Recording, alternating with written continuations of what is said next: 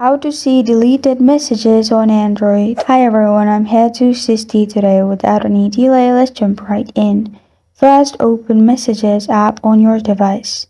Here, click on your profile at the top right corner of your screen. Then, scroll down, you'll find Archived. Sometimes you'll find your deleted messages in here as well, so make sure you check it. After you've done this, open Settings.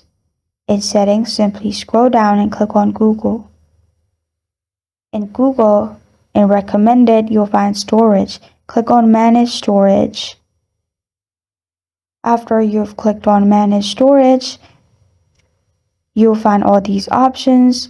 Make sure everything is backed up in your device. Make sure you click on Backup. If you don't find Backup here, you can also click on All Services at the top.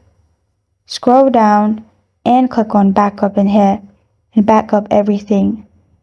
After you have backed up everything, you will find the deleted messages being restored again. And this is how to see deleted messages on Android. Thank you for joining me today. If this video helps you out, please leave a like and subscribe for more. Got a question or want to suggest a topic, comment below. Thank you for watching.